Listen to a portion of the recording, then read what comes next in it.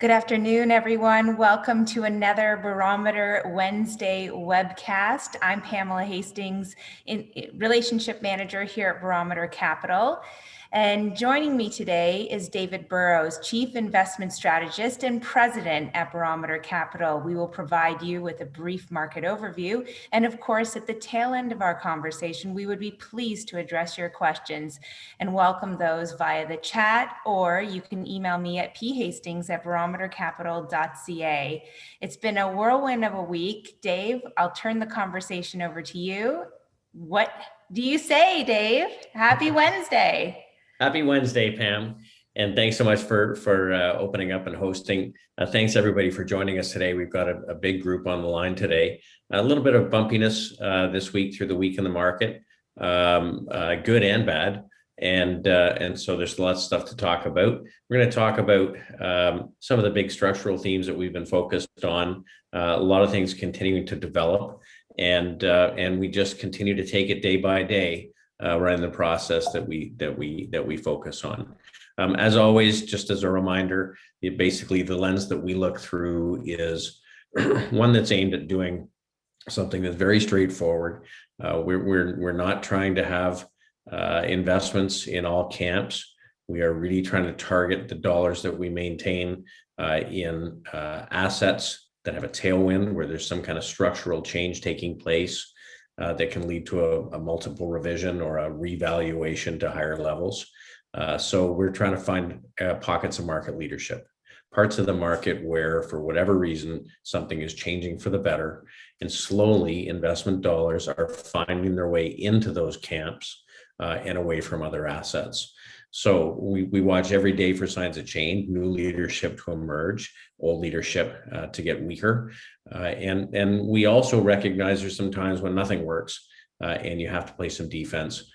This at this point is not one of those times, but there have been plenty of times over the course of Barometer's history where we've been as high as 75 or 80% cash, which of course is a big number. And that's done generally at a time when we really have to play defense. The strategy's worked really well in rising markets. It's worked extremely well in falling markets, when markets are persistently weaker. When markets churn around and don't make much progress, but there's lots of choppiness, it can get a little bit boring. But the net of it is that is not the majority of the time. So we are quite tactical, and our portfolios change regularly.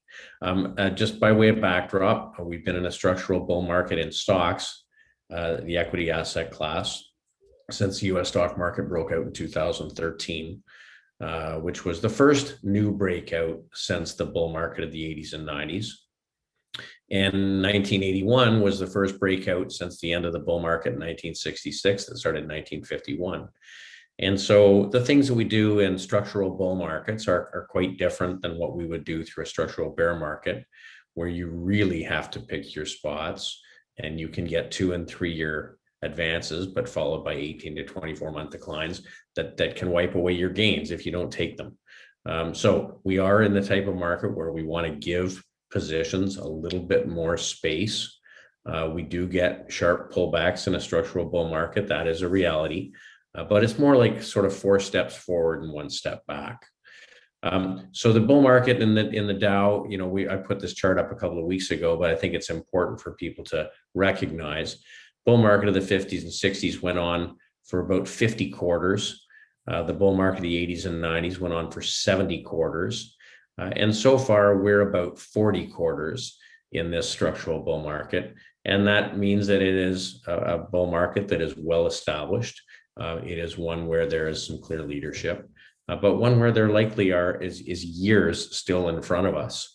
And that's looking at the leading market in the world. We know that other major markets have not had the same kind of advance since the early teens. In fact, some of them just breaking out this year for the first time in 10 or 20 years. So the S&P has been in this channel consistently since we broke out, with interruptions. The NASDAQ broke out in 2016, and it continues in this upward channel, much like what we saw through the 1990s, and it can go on a long time. We've talked about the fact that we think structurally we've seen the end of long-term falling interest rates, and that we've spent a lot of time talking about the fact that what works during falling interest rates, which has been going on since 1981 and the majority of most of our clients' investing careers, is quite different than what works in rising interest rates. And we really have to adjust the way that we think and what we think is normal and relationships that we expect to be true, because what works in rising rates is very different than what works in falling rates, and we have to be positioned for that. Now, I keep putting this chart up because I think it's really important to recognize long-term bonds. The ETF for long-term bonds in the US, the TLT, topped out at $178. As we sit today, it's at $141. So investors are getting their coupon, but they're losing capital. As long-term rates steepen, the bond prices are falling. And a lot of the flows that came into the bond market over the last few years thinking it was the safe asset are losing money. And so we're starting to see money leak out of the bond market at exactly the time when the US government has an enormous schedule for issuance of new bonds this year. So something certainly to keep an eye on. In fact, to take equities and compare to fixed income, we've often talked about the fact there are some periods of time where stocks and bonds have the same returns, but they don't last long. Now, this has gone on since 2000, and you can see that equities relative to bonds have just recently broken out to new highs.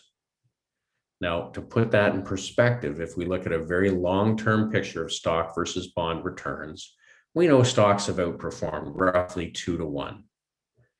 But in one period from the early 1900s through 1951, or the period from 1980, which we just looked at, until recently, stocks and bonds in those two periods had similar returns. If you look at what happened after that, when rates started to rise and people needed to own equities to offset potential inflation, stocks went up, for instance, from 1951 until 1980, 5 to 1 stocks versus bonds returns. So the fact that we have just started to make new highs relative to bonds is very similar to what happened in the early 1950s. It can go on for a really long time. So I know people have looked at the fact that stocks have been outperforming bonds quite significantly over the last number of months. This is probably closer to the beginning of something than the end. Now, we talk about being tactical and picking our spots, but you've got to remember the long-term biases. Beyond the fact that there are some periods where we don't want to have a lot of stocks, if you go back over a very long period of time, returns are widely divergent from asset class to asset class. So $1 in 1802 is over $1 million today in the stock asset class, a little over $1,000 in bonds, a little over $100 in treasury bills, about $1 in gold. And this is why we don't want to sit on cash all the time, because cash is constantly being depreciated.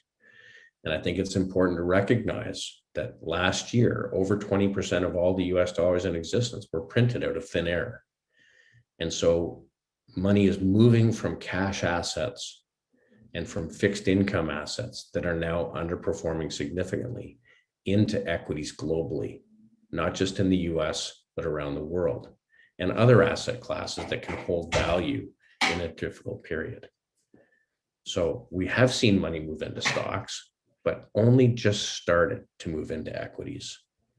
They've been moving out steadily over the last number of years, and this mountain of cash and this mountain of money that's moved into bonds is at risk of slowly leaking out back into equities. So that also shows up in sector weights. So if we take a look at the yield on the 10-year bond in Canada rising, during that period, we've now started to see banks way outperform assets that act like bonds, like utilities. So asset class choice, really important. Sector choice, really important. And so ultimately, we really have an opportunity to pick our spots. So this is utilities over the course of the year. These were the highs back in March. We're still trading way below the highs from March of last year. And since November, utilities falling steadily in price. Banks, on the other hand, sharply outperforming. So we've talked about banks over the last little while. Banks had a stellar week this week. Actually, the banking index was up about 3% today alone. We took out the highs from early in 2020, and that's great. But keep in mind that they're just now, the financial sector, breaking out of the highs from 2007. So 13 years, the banking sector has been in a bear market and only just starting to break out. So go back to our basic concepts. When an asset class or sector or a theme has made no progress for years, a structural bear market might take 13, 15, 18 years. Once they break out of that structural bear market, the rally can go on for a long time. So this is an asset class that has been underloved and underowned in the US over the last number of years. And they've now in a position where they can start to raise their dividends again, start buy back shares, and they are relatively inexpensive and underowned versus the rest of the market. So speaking of dividends, we're really starting to see a pickup in dividend growth. So in the most recent period up to February 2021, the number of companies raising their dividends in the S&P has started to increase quite rapidly. Now you can see through March and April and May, not only were there not so many dividend increases, but there was a number of suspensions. So dividend investors, I think in general, spent much of last year quite cautious. But in the fall, as the vaccine started to come, and as people started to understand how their business models were being impacted by COVID, we started to see dividend growth again. And this is where dividend growth stocks started to take off. And so to us, this is a really interesting inflection point and one that we want to take advantage of. So I put this chart up quite frequently in these presentations. Since November, this is the Dividend Growth ETF, RDVY. It owns a basket of companies that have had a history of raising their dividends. It has been smartly outperforming the S&P since November.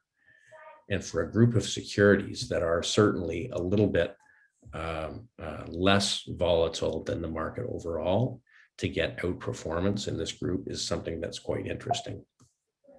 So what else is happening?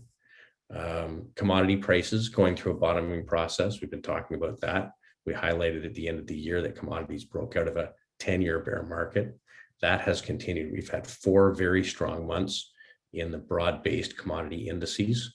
And in fact, commodities have been outperforming stocks so far this year. S&P as of last week up 4% on the year, and then various commodities indices up 6 to 12%. So weaker US dollar, lots of currency floating around, a little bit of inflation, commodity prices working their way higher. That's expectation that the world is reopening and there's demand for commodities. So what do I mean? Well, certainly copper is one that is leading the show. Copper prices moving sharply higher, basically doubling over the last year, and that has a big impact on the miners.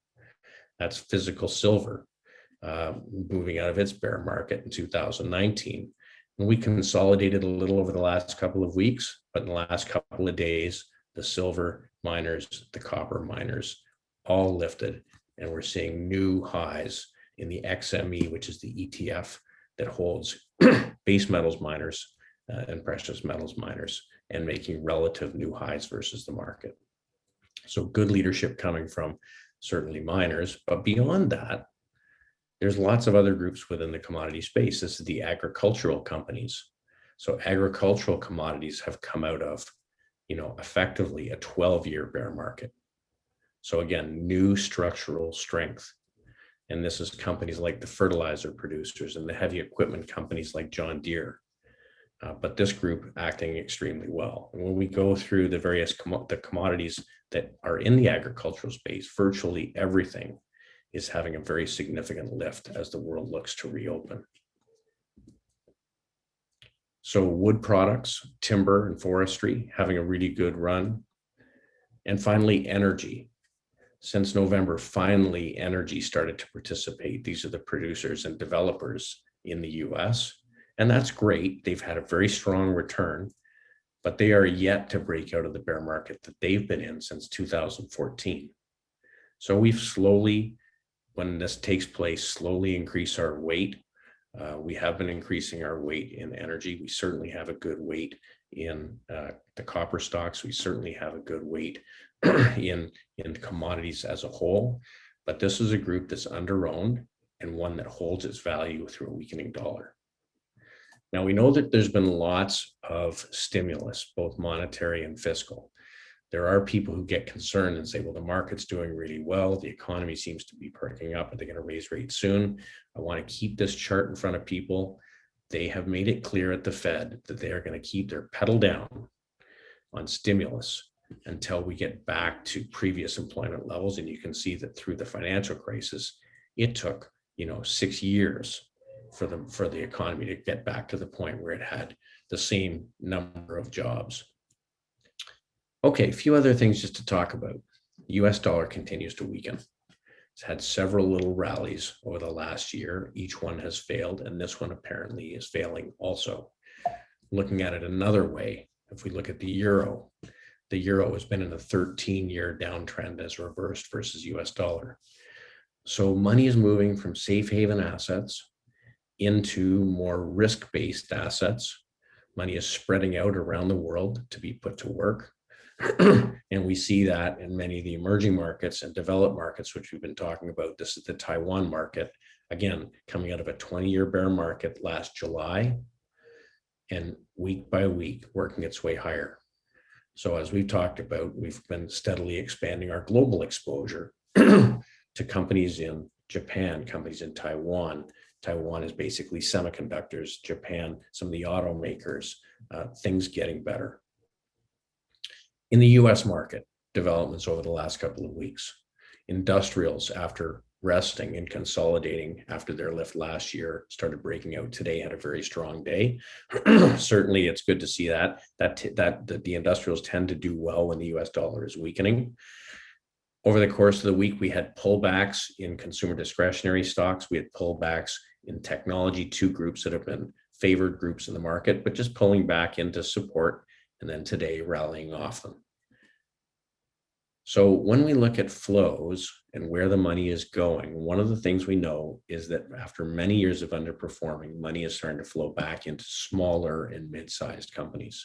We got to a point a year ago where the top 6 stocks were dominant in the return in the index.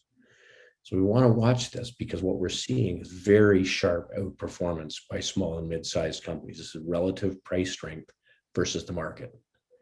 So you can see that small cap, especially small cap value companies, are really outperforming and making gains versus the S&P. So it's an interesting market because we can pick our spots and we can target some of these themes that are under-owned. When people look at the market being at new highs, they say, is the market at risk? And I would say the things that are leading us now to new highs are different than the ones that are broadly owned. And you have to recognize these shifts because they can go on for a long time.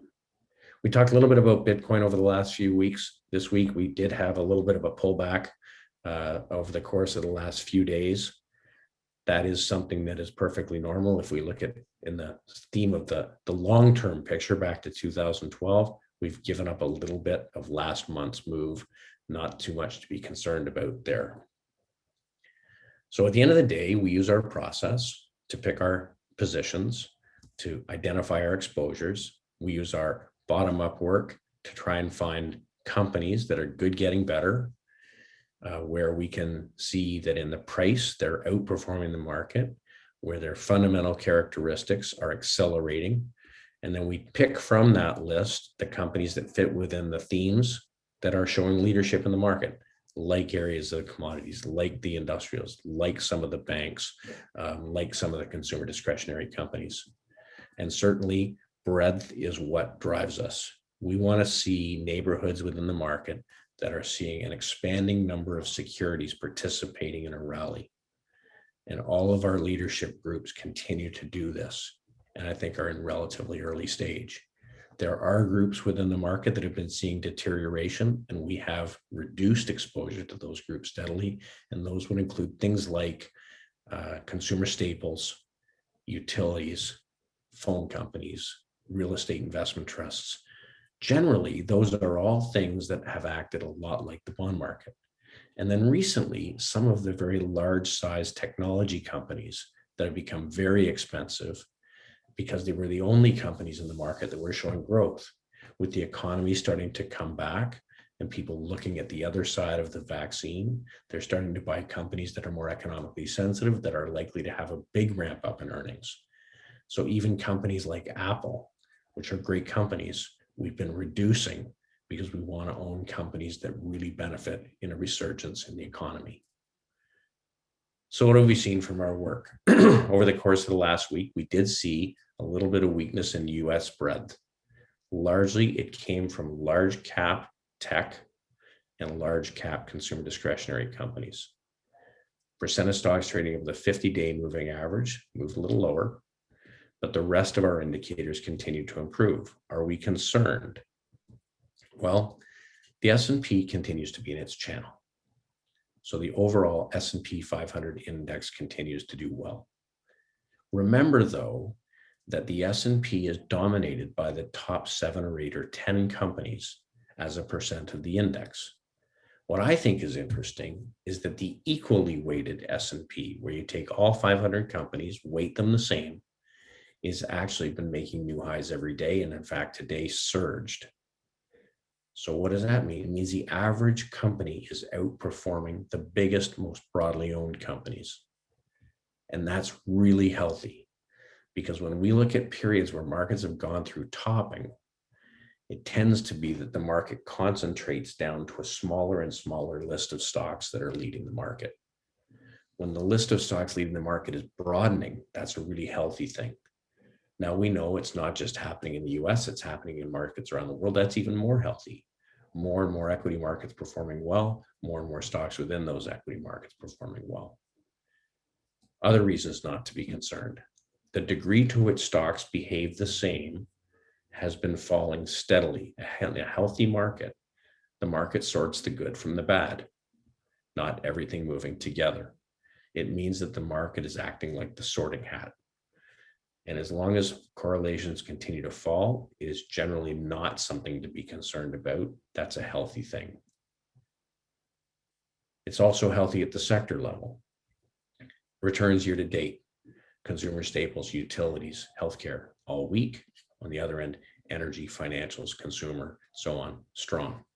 Again, opportunity to target, opportunity not to look like an index, opportunity not to act like an ETF, and an opportunity to add value. Other reasons that we think things continue to look good. Volatility continues to fall. So even though we had some bumpiness in the market this week, options players were not anticipating significant increase in volatility.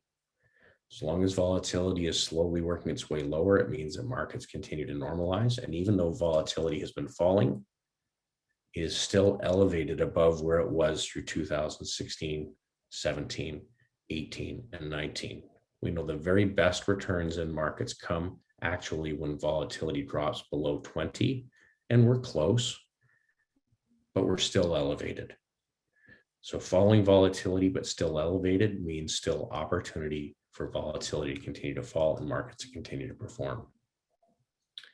So I mentioned that tech had a bit of a bumpy week. We did see it pull back within the channel and briefly break below the channel as we close today back up inside this channel. So we still have to give this group the benefit of the doubt.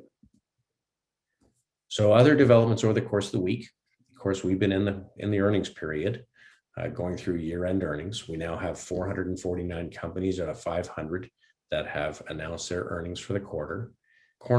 Relative to expectations has been quite good. The average company beat the sales estimates by 3%. Earnings estimates were exceeded by 18%. That's great. Different sectors had different results. So the average energy company, for instance, beat by 25%. The average consumer discretionary company beat by 35%.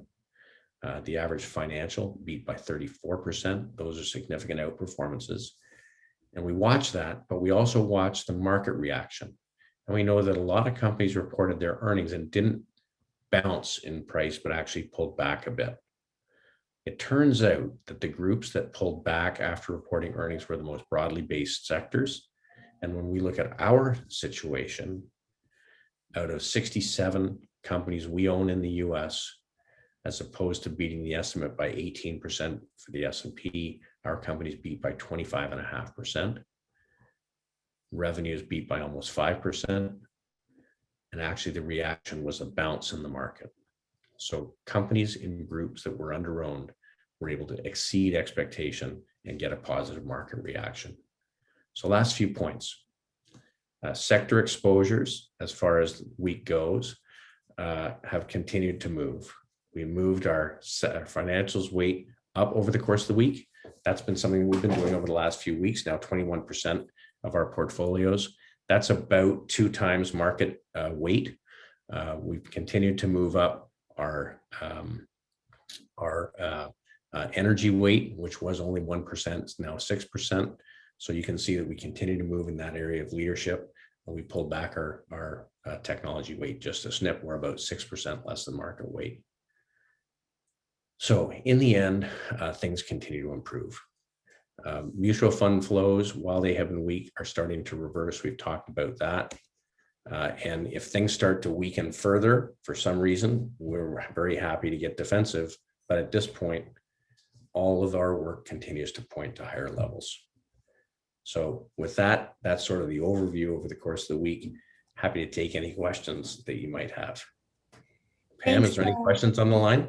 Yeah, absolutely. Thanks so much, Dave. Always a great overview. One question here from Stephen. Wondering, Dave, if over the last week or so, you had to apply any of your key learning from late 2018? Well, look, our positions actually had a great week. I mean, we use stops all the time. We had a few positions get stopped out. But in general, our themes were very resilient. One of the things that we really like to see is if markets open weaker, and we had 2 days this week where markets opened down 2.5%. If positions rally after that first half hour and are able to close the day sharply higher against a weaker market, it tells us that we've got strong positions. And we had a very weak open yesterday. And very quickly, the positions bounced. I know, for instance, macro, the global portfolio yesterday was down sharply in the morning. We wound up down about 1.7%, but the S&P was up, less than 1% today. Portfolio's up 3%. So that's what leadership should do. Leadership will pull back immediately with a market pullback, but it should accelerate on the upside. Now, the late part of 2018 was completely different than where we are today. There was sharply deteriorating breadth. They weren't opening down 2% or 1.5%. We had markets go down 5 and 7% a day, and it was multiple days. So I think that the setup for the current market is very resilient and very different than where we were in 2018. But the learnings are always this: you always follow your rules. You follow your stops. If our short-term indicators turned negative, then we would get much more cautious, but that's not the case currently. Thanks so much, Dave. Could you just talk a little bit about our profit-taking process? So, that's always an interesting question, because realistically, we talk about using stop losses as a way to protect ourselves, but actually stop losses are 2 purposes. If we buy something at 20 and have a stop loss set at $18, it does protect us if the position just doesn't work in the first place and we fall and it stops us out at 18 and then it continues to weaken off. But realistically, in the course of a year, if we buy 20 positions, 2 or 3 wind up being way better than we ever expected. 7 or 8 are pretty good and a bunch don't work. portfolio managers who do well in an up market need to be able to hold on to their winning positions, because what looks expensive today may turn out not to be expensive, because actually the earnings are getting better faster than the analysts thought or we thought. So by using stop losses and ratcheting them higher, it lets us stay in positions as long as they continue to work. And you get full value out of those 3 or 4 or 5 positions every year that make a big difference. And very often it turns out in retrospect, you were just far too conservative in what you thought was happening in the business. Now, we put on positions, we start with a 1.5% weight. And we add to positions as they start to work out to a maximum of 5%. So when a position gets to be a 5% weight and it's performing well, it can move to a 6 or 6.5% weight. And we will generally start to carve it off to keep it not much above a 5% weight, just frankly, because we want to make sure that we have diversification in the portfolios. But just because a stock moves from 25 to 50 doesn't mean it's done. You know, the greatest positions you ever have far exceed your expectations. And there's, I think, a lot of companies right now, especially like in the commodity space, that will really surprise investors over the next period of time, and have surprised a lot to begin with. And so using the stop losses lets us stay in those strong positions as long as they continue to work. Thanks so much, Dave. Well, speaking of commodities, do you remain bullish on gold and silver? I do. You know, it's interesting. If you look at the stock behavior, and let's just see if I can switch over here and put a chart up. So this is the junior silver producers.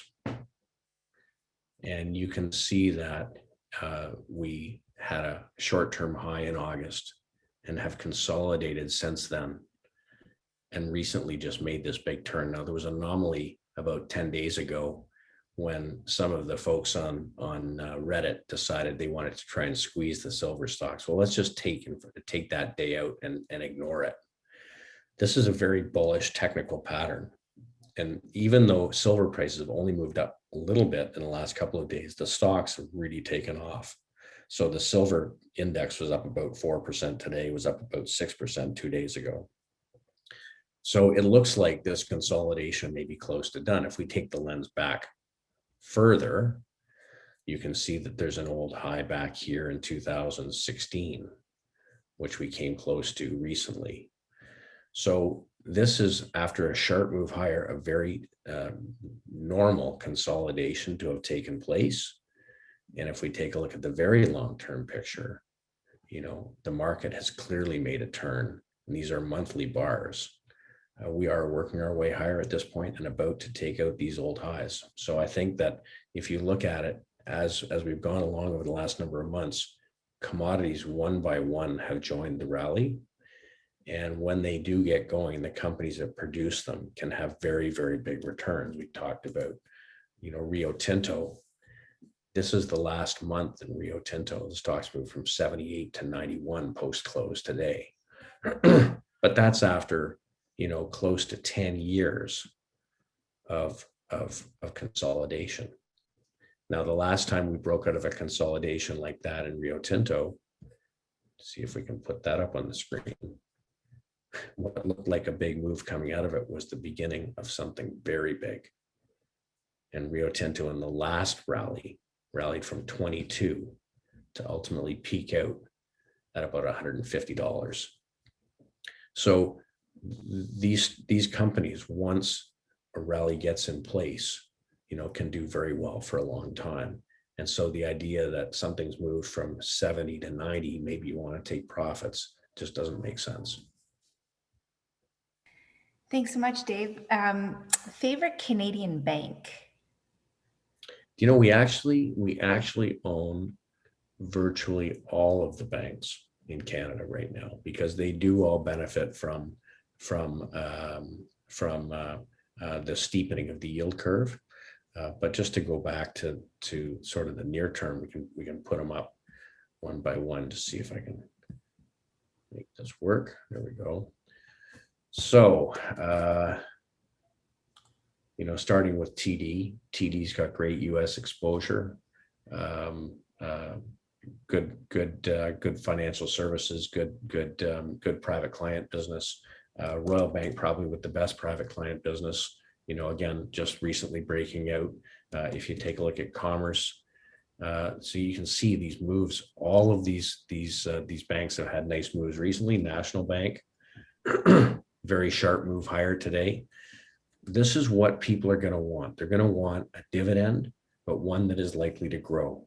And with the steepening yield curve and a likely improving economy, the beginning of a new business cycle coming out of COVID, the banks could be really great at not only paying their dividend, but raising their dividend and buying back shares.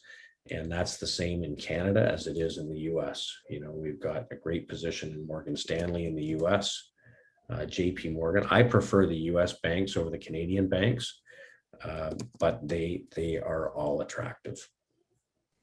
Wonderful. Well, thanks, Dave. That concludes our questions for today. Of course, if anyone has questions that they want to ask offline, feel free to reach out to us. We're always happy to address them. And Dave, I'll leave you with the final word. Well, look, we're going to continue to walk through these steps day by day. I know that we've been talking about a few topics, repeatedly over the last few weeks, but I think that people have to understand that leadership in this market, could go on for a long time. And so we want to own things that have an ability to have pricing power. We want to own things that can hold their own if there's some inflation. And we want to own companies that can increase their dividends regularly, because we do think that long-term rates are likely to continue to move higher. They've moved from 0.5% to almost 1.4%, but it's likely that this is going to go on for some time. Thanks so much, Dave, and thanks everyone for joining us today. Thanks for joining us. We'll look forward to doing it again next week. Have a good week, everyone.